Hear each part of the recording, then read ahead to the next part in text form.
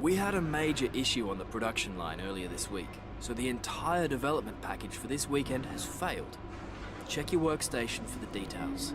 What's going on, guys? Luke22SV here, back with a 6th round of the Mick Schumacher career mode here for the Monaco Grand Prix. Straight in with it with some bad news. Some aerodynamic upgrades not being able to be fitted onto the car this weekend. They'll have to be moved forward to next weekend. And I'm not sure if you were watching the screen there, you could have got a glimpse of the weather that is in store for us in qualifying. We're likely to have some wet weather this weekend in both the practice and the qualifying. Not about the race though, but let's move into the practice session for our first little incident of the weekend, as there's going to be quite a few here. But here is the first incident in practice 1. It's about to come up on the screen now. As you can see, we're coming into the chicane nice and tidy, but on the exit we just don't steer enough and hit the wall. It's pretty poor incident to have, really. Not good enough there. But onto the wet session in sector 2 and practice 2 as well. We just get it all wrong and again hitting the same point in the wall. And that's our end of our session. But we'll move on to qualifying now, where it is going to be in the wet. We're here at the magical Circuit de Monaco for one of the most challenging qualifying sessions on the Formula One calendar. There we are on our main lap. So we're struggling a lot. We're currently down in P19, struggling quite badly around this track, especially in the wet, let alone in the dry. But again, hitting the wall there, as you can see, we oversteer on the curb, get into the wall. As we're looking to set a better lap now, we're already up on our previous lap time. This is our best lap in the session. Again, we're going out of shape there through the casino section up towards Mirabeau. Coming towards now in the right-hander. Understeering this time, it's just awful at the moment. We're understeering, oversteering, and we just don't know how it's going to go. We got through those hairpin just about without understeering into the wall. As we come now towards the tunnel section as well. Coming through now the tunnel, this is about the easiest part of the track for us because no corners for a while. But down in P19 at this stage with just Stoffel Van Dorn behind us. Again, we brake a little bit tentative in the braking zone. Managed to get through the corner that time. Coming towards to back as we try and get into the last section of the track as quick as possible. Quite a bit up on our previous time. But again, struggling a lot. Trying to keep it out of the wall, really.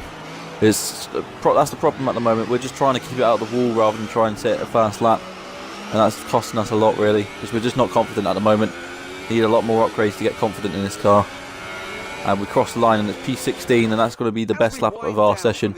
But there you can see the grid. Hamilton is on pole with Bottas behind him.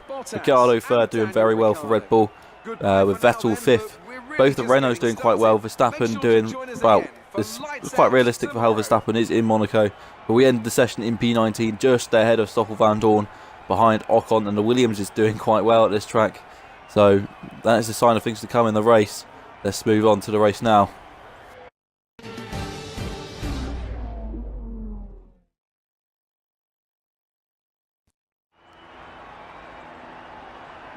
A proper road race, and in the true meaning of the word. That was how Mr. Monaco, the late great Graham Hill, once described this iconic event.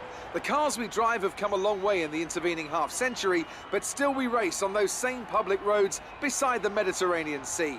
There's no victory more coveted than that of the Monaco Grand Prix. We're almost ready to go then. Let's run through the grid for the Monaco Grand Prix.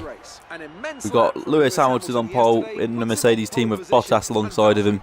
Mercedes looking very strong in qualifying. Can they continue on the race? You would expect so, with the lack of overtaking opportunities, with Ricciardo third, Vettel fourth. Both the Renaults on row 3, fantastic qualifying for them. Perez doing well, Verstappen, Leclerc, Grosjean, both the Toro Rossos on row 6. Alonso with a penalty on row 7 down in P14. It'll be disappointing for him. With Stroll, Magnussen, Sirotkin, Ocon struggling down there in P18, a long way behind his teammate, and ourselves and Stoffel Van Dorn on the last row of the grid as we move into the race for the Monaco Grand Prix. There we are, looking on now to the grid with 5 red lights. And it's lights out, and away we go in Monaco. A poor start from ourselves as Stoffel Van Dorn now gets past us. We're down into P20, but we spot a gap into turn 1, make several overtakes, and we're up into P15 in turn 1. There's an incident behind us. It's involving Kimi Raikkonen and Sergei Sirotkin, and I believe Kevin Magnussen is involved in that incident as well. But we'll move on for now. In P15, gained 4 places already, as we look to make more places now into Mirabeau's. Lance Stroll and Gasly getting overtaken there, and Alonso as well, not giving us any room. But we still managed to squeeze past him, and then Hartley and Grosjean as well into Lowe's hairpin. A risky move, but we make it stick as yellow flags come out again there. But we're still moving on. Now into P10, we've gained 9 places on the first lap in Monaco. You would not have expected that at all. We're coming through the tunnel now. We're in P10, just behind Charles Leclerc, our teammate. So both the Saubles in the points again, is a sign of things to come again potentially. We've been in the points quite a few times now, and up there compared to, considering how bad our car is at this stage.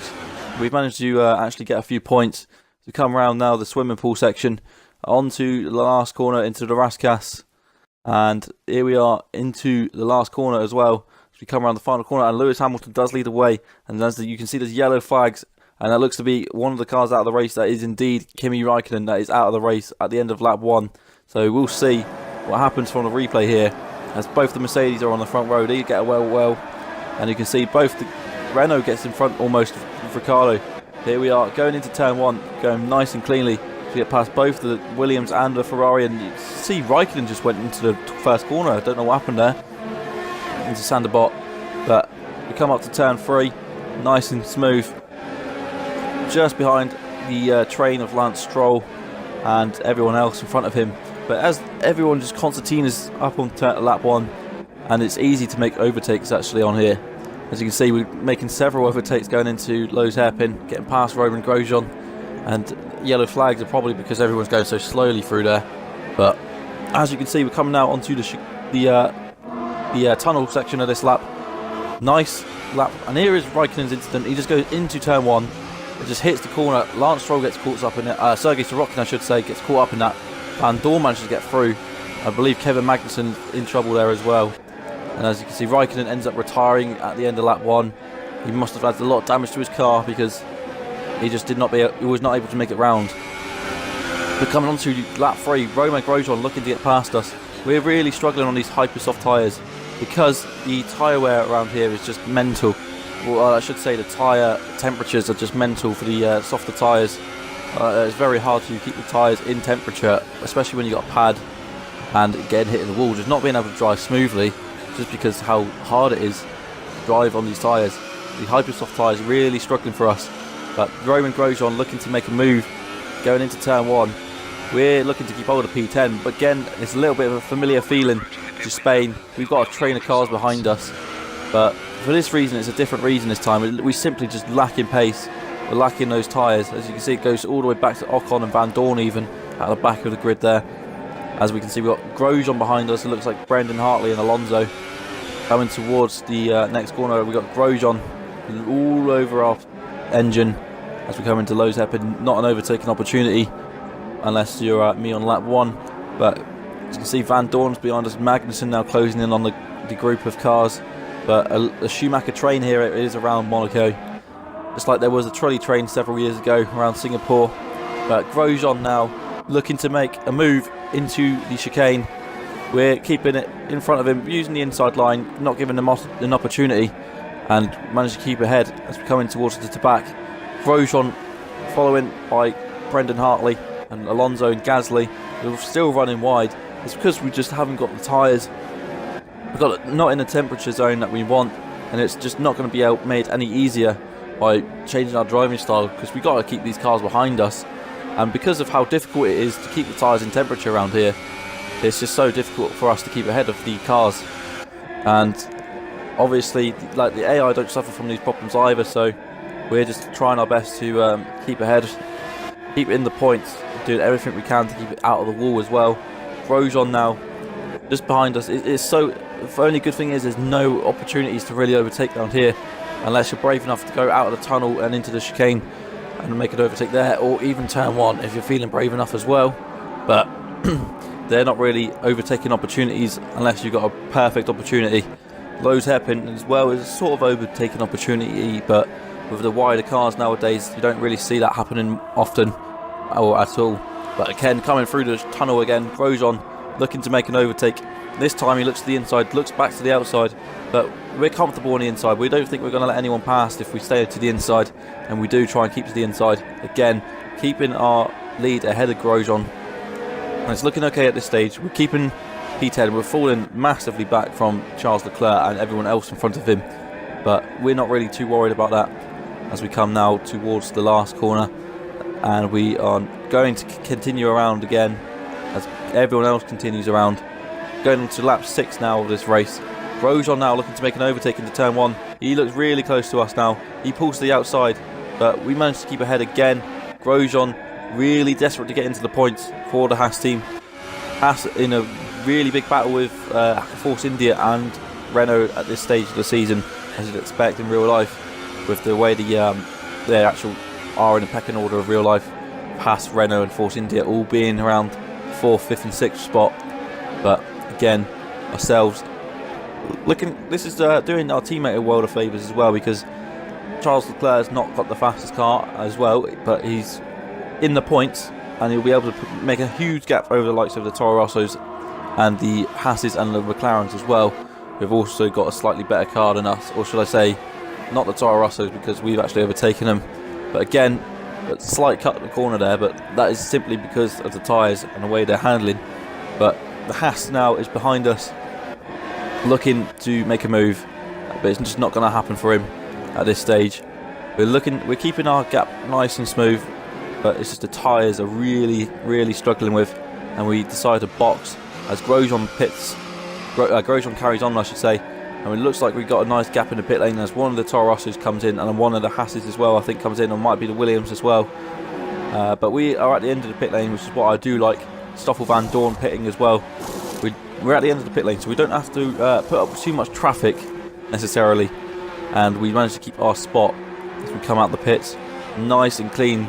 Can we keep our tyres good enough? And we cross the yellow line a bit there, but nothing, we get away with it. But can we keep ahead of Romain Grosjean as we come on to the next lap? You see he's coming down the out of the pit lane.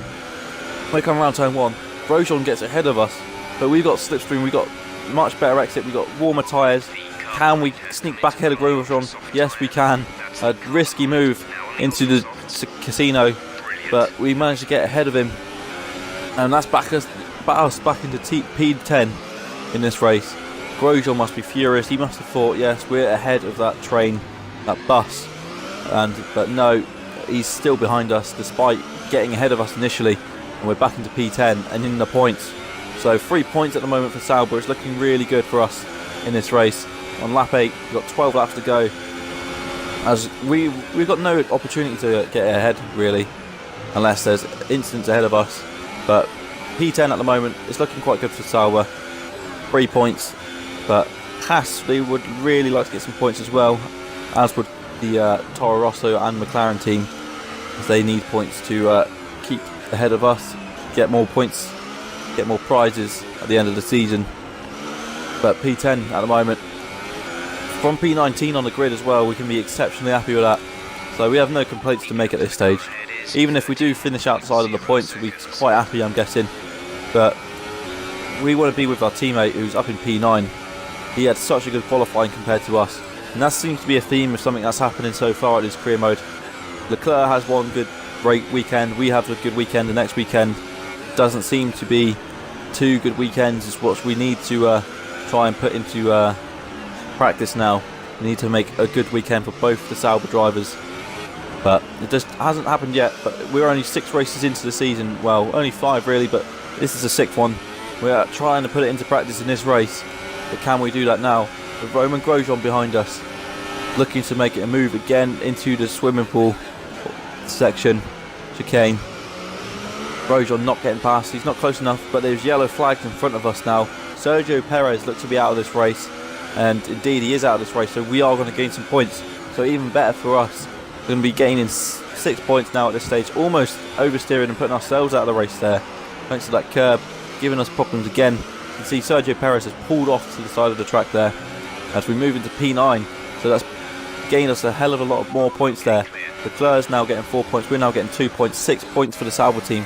Here's what happens to Sergio Perez. He's just coming through the swimming pool chicane, and his engine's just gone. And I've noticed I have been saying both the chicanes are swimming pool chicane, and I'm honestly not sure which one's which. I think the second one is actually the swimming pool chicane, so if anyone does know, then just comment below which one is the right one. But my mind has gone a bit blank. But as we come into the next chicane, Grosjean now looks to make a move, and there's a contact there between myself and Romain Grosjean as we come out on lap 10 of that chicane. Romain Grosjean has looked to pick up some damage from trying to make a move on us. Who's at fault for this one? We'll have a look at Romain Grosjean's perspective in a second, but Romain Grosjean is going to have to pit from that. I don't know what happened to him. He just made a move. There wasn't a gap, and he's had to pit, and Brendan Hartley is now behind us. But here we are from Romain Grosjean. He looks to make a move into the next corner, and he hits the wall. And did we give him enough room there? I'm not so sure. Was there an opportunity to make a move there? I'm not so sure. I'll have to let anyone else decide that. But at the end of the day, Grosjean is the one that has to pit. We're able to carry on. As you can see, he's now struggling really badly with understeer, with Hartley, Ocon and Alonso all behind him as we carry on. Grosjean pits. Disappointing day for the Haas team at the moment. Both Magnussen had a poor weekend, but now Brendan Hartley is the one onto the back of us as we're really struggling to keep ahead of the Toro Rosso here, with the Force India and the McLaren all behind us, and even the Williams has managed. But look at this, Brendan Hartley going through to back, getting alongside us. A very aggressive move from Brendan Hartley, very ambitious as well. At this stage we managed to keep ahead of him. Brendan Hartley is the main threat now. He's making more of an opportunity to get past us than Grosjean ever did, really. Apart from that time he almost hit us into the swimming pool chicane. But Hartley now getting alongside us and ahead into turn 1, and there's nothing we can do about that. As Brendan Hartley going up to the casino section gets ahead of us, and we tried getting back in front of him, but we almost understeer into the wall, and that puts Ocon alongside of us, and now we're really struggling here. Alonso gets alongside Ocon. Alonso gets ahead of Ocon, so really struggling here. Now down to P10. We can't do anything about Hartley. He's now already miles away almost, as Alonso's now the next one to have a go at getting past us, as we managed to keep ahead of Ocon. Ocon lost out to Alonso, so now Alonso's now the one that's going to look to get past us, and we've had our problems with Alonso as well back in China. He put us into the wall, and we're just hoping that doesn't happen again here. Hartley already, look how far away he is. That's just how bad the tyres are around here for me, because the tyres are just, as you can see there, front left, so hot compared to the rest, and it's just causing me to understeer, not being able to turn, not being able to pull away. It's just a whole bunch of things that has been causing problems for me. As we come now onto the end of lap 13 with Alonso behind us again, locking up, not really helping there, as the right front tyre now starting to overheat a little bit more as well. It's becoming yellow. But coming on to lap 14, we've got Alonso behind us, looking to get past us into turn 1, but he's too far back. Coming towards the casino now, Alonso right behind us, and it's looking quite dire at this stage for us. But then there's contact between myself and Alonso. We're in a spin. Alonso's lost a bit of his front wing, and everyone else has just got past us, and now we're in real trouble here, trying to turn the car around. But there's Bottas and Grosjean coming up the hill, and Bottas hits us, and then Grosjean hits us. That puts both Bottas and myself out of this race. A complete disaster. Grosjean getting his own back there, but we're out of the Monaco Grand Prix. A complete disaster. Alonso's caused us another incident, which has ruined our race. What on earth happened here? Alonso coming up the hill. Who was at fault here? Was Alonso really in a position to make a move, or did we just squeeze him into the wall, causing both of us problems? I don't know. I honestly thought it looks a bit tight there, but as you can see, Bottas coming up the hill, he can't see what's going on. He can see yellow flags, but he just plows straight into us. I don't know what was going on there. And Grosjean, I don't know what was going on with Grosjean. I don't think Grosjean knows what's going on with Grosjean, but that is the end of the race, and that is a complete disaster for ourselves. But Hamilton wins with no competition from his teammate in the end. Bottas, finally having a good race, ends up getting let down by a back marker in the middle of the road. But Hamilton winning for Mercedes, so it's consolation for Mercedes. They're very happy with that. Charles Leclerc is delighted with P7 in the end, because he gained yet more points from Bottas falling out the order. But it's disappointing for us. But Hamilton winning from Sebastian Vettel and Daniel Ricciardo third place. So a strong weekend for both all the top 3 teams really, with Renault doing quite well as well. Hamilton's thrilled with that. And here we are watching the podium celebration. Need some more podium celebrations in F1 2019 really. We've just had these since F1 2015 I think it is. So we're getting quite bored of the same stuff all the time. Vettel, Ricciardo and Hamilton all very happy with their weekend. Ourselves, we can't really say the same thing. But now then, we're moving on to the end of the race. Let's have a look at the results when it loads. Hamilton winning the race from Vettel, Ricciardo, Verstappen 4th. He made up some places. Both the Renaults will be very happy with how their weekend went. Hulkenberg getting his first points of the season. Hartley up there in P8, very good result for him. Alonso P9. Magnussen getting into the points after a disappointing lap 1 and qualifying. Ourselves now down to P16 in the championship. A long way behind our teammate Charles Leclerc, 7 points now. So he's definitely looking like the #1 driver at this stage. But that is the end of the episode there. If you have enjoyed the episode, then hit the subscribe button. The calendar will be out soon for the 7th round of the Mick Schumacher career mode. Thank you everyone, and I'll see you soon.